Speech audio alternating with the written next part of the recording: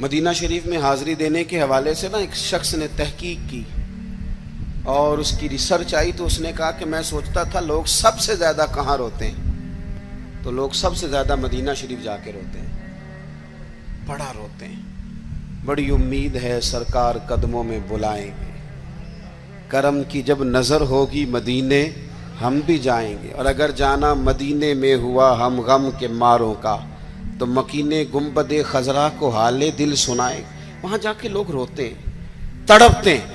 اب آپ شک پیدا کر دیں کہ پتہ نہیں حضور حیات ہیں معاذ اللہ کہ نہیں، تو اعلیٰ حضرت نے 2 قسمیں اٹھا کے کہا تو زندہ ہے واللہ، تو زندہ ہے واللہ، بس میری چشم عالم سے چھپ جانے والے تو زندہ ہے معبود، اور اس پر دلائل دیے۔ تو میرے عزیز انہوں نے ہمارے عقیدے پکے کیے۔ پھر بھی اگر کوئی کچی پکی باتیں کرے، سویرے کچھ کہے، دوپہر کچھ کہے، شام کچھ کہے، تو وہ بندہ کمزور پڑا ہے، ورنہ ہماری فکری کی عادت نے ہمیں دلائل سے، کتب سے، حوالہ جات سے مزین کیا۔ تیسری بات، اعلیٰ حضرت بریلوی کہتے ہیں علم کا شوق پیدا کرو۔ اعلیٰ حضرت خود مرید ہیں ایک سلسلے میں، اور مرید اس طرح کے کہ غلامی والے مرید ہیں۔ آج کل زیادہ تر لوگ مرید نہیں ہوتے، ناراض نہ ہونا، اگر کوئی پڑھا لکھا بندہ ہو تو وہ ویسے بھی مرید نہیں ہوتا، وہ اگر ہو کبھی تو خلیفہ ہی ہوتا ہے ڈائریکٹ، مرید نہیں ہوتا، مزاج نہیں، مرید ہونے کا مزاج نہیں، یہ طبیعت نہیں۔ آج کل لوگ شاگرد بھی نہیں ہوتے، ناراض ہو گئے آپ لوگ، ہو جائیں کوئی مسئلہ نہیں، میں نے تو ابھی چلے جانا ہے، ہو جائیں بے شک۔ آج کل لوگ شاگرد بھی اس طرح لگتا ہے کہ جس طرح کوئی امدادی کتاب نہیں ہوتی، اس طرح استاد سے کو تھوڑا سا نا گائیڈ لائن لیتے ہیں، ورنہ وہ شاگرد ہونے کو تیار نہیں ہے۔ میں صحیح بتاتا ہوں، آپ بہت سارے شاگردوں کو میری ملاقات ہوتی ہے اور بعد میں وہ کہتے ہیں نا میں استاد جی کو بیٹھا سا، تو میں چونکہ دیہاتی آدمی ہوں، میرا 2 ڈنڈے لگانے کو بھی دل کرتا ہے کہ تجھے پتہ ہی نہیں استاد جی کے پاس کیسے آیا جایا کرتا ہے، تجھے خبر ہی کوئی نہیں۔ میں تجھے بتاؤں بریلی کے امام کیا بتاتے ہیں۔ حضرت عبداللہ ابن عباس کو نبی پاک صلی اللہ علیہ وسلم نے دعا دی تھی کہ اللہ تجھے فقاہت دے، دین کی سمجھ دے۔ حضور کی دعا سے بھی اللہ دے دیتا۔ حضور تو حضرت ابو ہریرہ کو خالی بظاہر خالی چلو بھر کے ڈال دے تو اللہ تعالیٰ اس سے قوت حافظہ دے دیتا ہے، تو یہاں تو دعا دی تھی، لیکن ان کا ذوق علمی کیا بنا، یہ اعلیٰ حضرت ملفوظات دیکھیے گا۔ وہ نا خاندان رسول کے چشم و چراغ ہو کے، حضور کے چچا زاد ہو کے، استاد کے دروازے پر جب پڑھنے جاتے تھے نا تو جا کے دروازے پہ دستک نہیں دیتے تھے، کہتے میں اپنے استاد کے دروازے پر کبھی حضرت ابی بن کعب کے پاس جاتا رضی اللہ تعالیٰ عنہ، کبھی حضرت زید بن ثابت کے پاس جاتا، میں جا کے باہر دروازے پہ بیٹھ جاتا، دستک نہیں دیتا تھا، ٹیلی فون نہیں کرتا تھا کہ پیر صاحب میں پہنچ گیا جی، ہار لے کے باہر آ جاؤ، باقاعدہ مرید صاحب آ گئے جلدی کر لیں، استاد جی میں کب سے باہر کھڑا ہوں، یہ انداز نہیں۔ فرماتے ہیں کہ میں دروازے پہ بیٹھ جاتا اور کبھی کبھی بیٹھے بیٹھے تھک جاتا، دستک نہیں دینی، وہ خود آئیں گے تو دستک نہیں دینا۔ کہتے ہیں کبھی یوں بھی ہوتا کہ حضرت ابی بن کعب رضی اللہ تعالیٰ عنہ کا مکان کا دروازہ چونکہ صحرا میں کھلتا تھا تو ٹھنڈی ہوائیں مدینہ چومنے آتی تو ریت کے مقدس ذرے اڑ کے میرے بالوں میں بھی پڑ جاتے، لیکن میں دستک نہیں دیتا تھا۔ استاذ مردی سے باہر آتے تھے اور جب وہ آ جاتے تو پھر میں جھولی پھیلا کے کہتا میں آپ سے رسول پاک کی حدیثیں سننے آیا۔ اعلیٰ حضرت فرماتے ایک دن گھوڑے پہ بیٹھ کے حضرت زید بن ثابت آ رہے تھے تو ضرورت کوئی نہیں تھی کیونکہ انہوں نے لگام تھامی ہے، گھوڑا چل رہا ہے، لیکن یہ بتانے کے لیے کہ میں شاگرد ہوں، یہ بتانے۔ میں کبھی اتنا مصروف نہیں تھا زندگی میں جب آج کل اتنا مصروف ہوا ہوں۔ کل میں نے ظہر کے بعد اسلام آباد سے کوئی 1 گھنٹہ اوپر پہاڑیوں پہ تھا میں، اور آج میں ظہر کے بعد آپ کے پاس ہوں، ابھی مجھے گوجرا جانا ہے اور پھر رات کو وہاں سے واپس لوٹنا ہے، اور کل ظہر کے بعد مجھے خانے وال پہنچنا ہے۔ کئی دفعہ ایک پیر اٹھاتا ہوں تو اٹھایا نہیں جاتا، گاڑی میں بیٹھے بیٹھے حد ہو جاتی ہے، اور اس کے باوجود لوگ روزانہ 25-30 لوگ ہم سے ناراض ہوتے ہیں کہ ان وڈے ہو گئے وہ ٹائم ہی نہیں دیں دے۔ اس کے باوجود یہ حال، کبھی کبھی کچھ چیزیں مزہ دیتی ہیں۔ میں نے ایک وعدہ کیا ہوا تھا لاہور میں کسی سے میں نے جانا تھا تو میرے استاد صاحب کا فون آ گیا، فرمان لگے کتنے میں، او شاگردو ترس جاؤ گے نوازوں کو، یہ دو چار جو رہ گئی ہیں ان کی قدر کرو. کتنے میں بھائی؟ میں اس کی تھی حضور میں کہا رہا ہوں. فرمان لگے پرسوں پنڈی جانا ہی. تو میں نے چونکہ لاہور وعدہ کیا ہوا تھا, میں کہ حضور میں ذرا اتنے کی کام میں پرسوں پنڈی کی مصروفیت ہے, تو میرے استاذ ہیں اور یہ بات انہوں نے کی تو میرا قد بڑا ہوا. فرمان لگے تینوں وضاحت دینا میں ضروری نہیں سمجھتا, تو پرسوں سویرے 9 بجے تیار ہو کے سڑک تے آویں جانا ہے.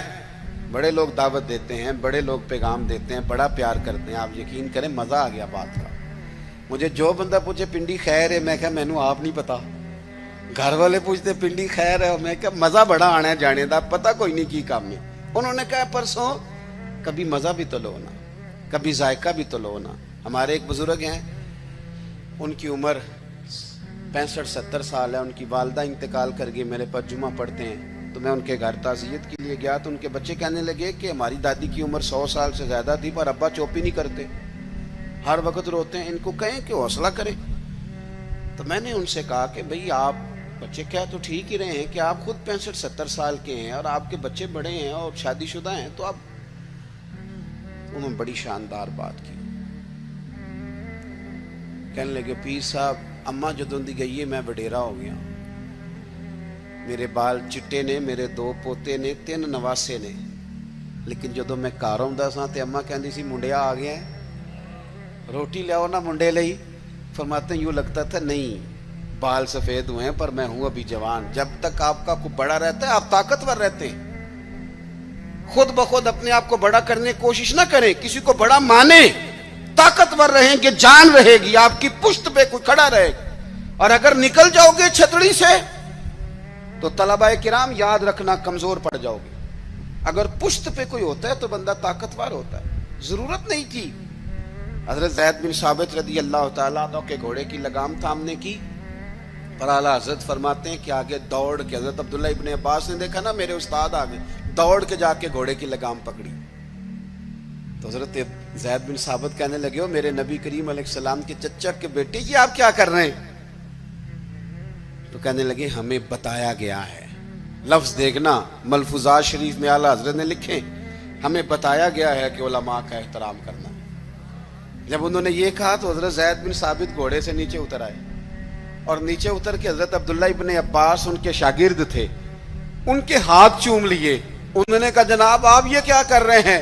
فرمانے لگے ہمیں بھی بتایا گیا ہے کہ خاندان رسول کا احترام کرنا ہے, ہمیں بھی یہ سبق دیا گیا.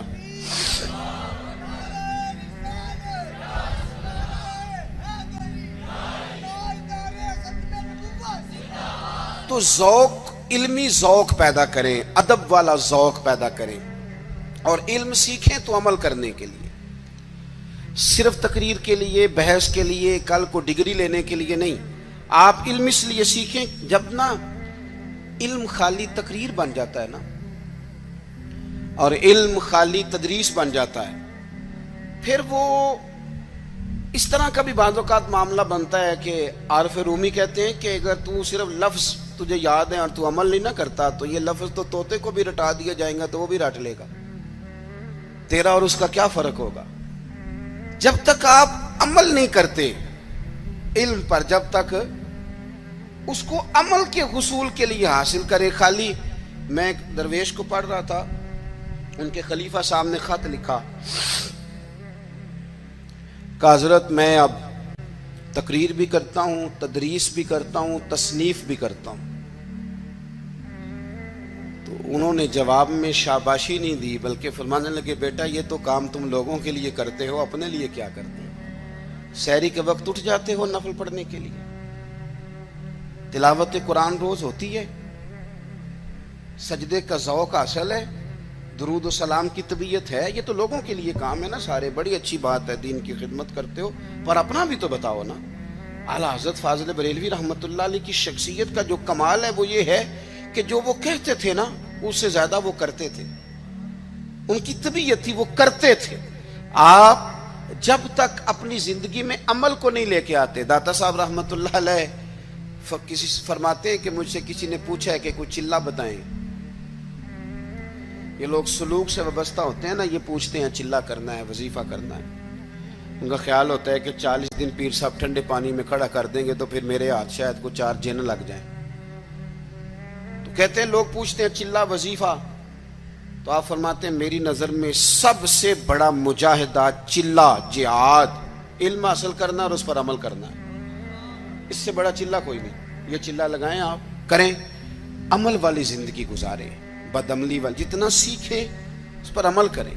ہمارے ہاں ہم محافل میں جاتے ہیں تو لوگ کہتے ہیں جی آپ 30 منٹ تقریر کرتے ہیں, آج گھنٹہ سننی ہے. تو میں کہتا ہوں پچھلی 30 منٹ والی پہ عمل ہو گیا ہے, اور ہو گیا تو چلو اور کر لیتے ہیں.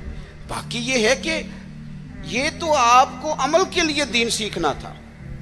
جتنا آپ عمل کریں گے. سید دیدار علی شاہ صاحب محدث الوری رحمۃ اللہ علیہ اعلی حضرت کے خلیفہ ہیں. وہ کہتے ہیں کہ میں دوست تھا صدر الفاضل سید نعیم الدین صاحب مراد آبادی کا. میں چونکہ دوست تھا تو سید صاحب اعلی حضرت کی بڑے عقیدت مند تھے, تو اکثر وہ کہتے ہیں میں نے بریلی شریف جانا ہے.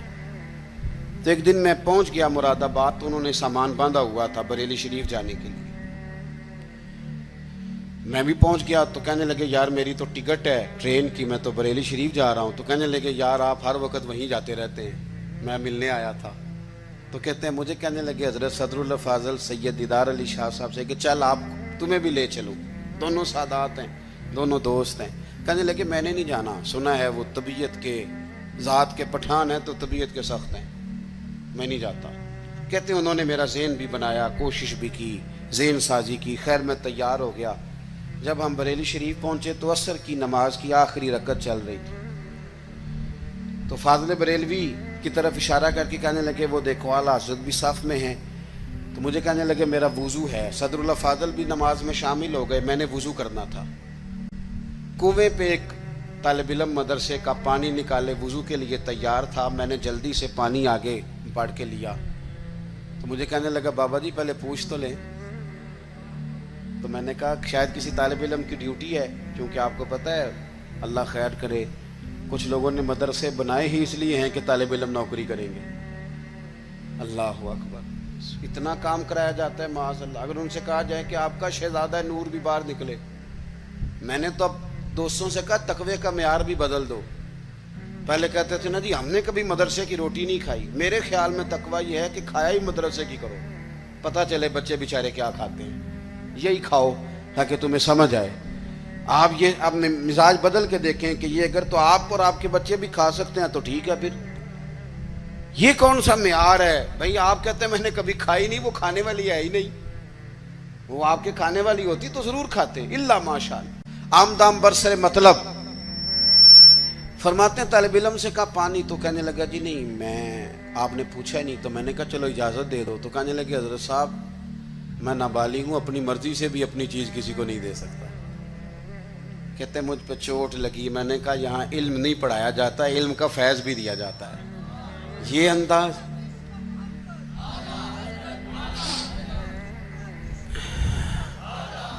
سنیں گے جی آپ.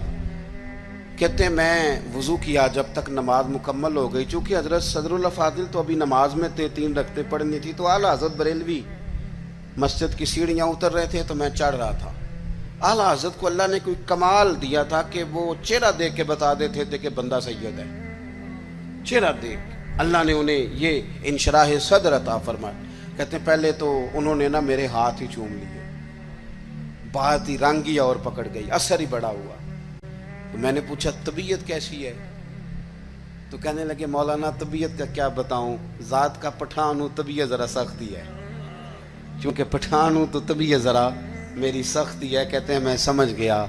بس پھر حضرت صدر اللہ فاضل اگلی صبح کہنے لگے چلیں. میں نے کہا آپ نے جانا ہے تو جائیں. میں جب تک دور تھا بات اور تھی, اب تو حضور میں ہوں, اب تو بات اور ہے. تو میرے بھائی علم کا فیضان ہو, اس پر عمل ہو. آخری بات جو آپ کی خدمت میں عرض کرنی ہے بڑے درد کے ساتھ, وہ یہ ہے کہ ہمارے جتنے بزرگ تھے نا, صوفیاء تھے, اللہ والے تھے, ان کے دلوں میں نا دوسروں کے لیے بڑا درد رہتا تھا.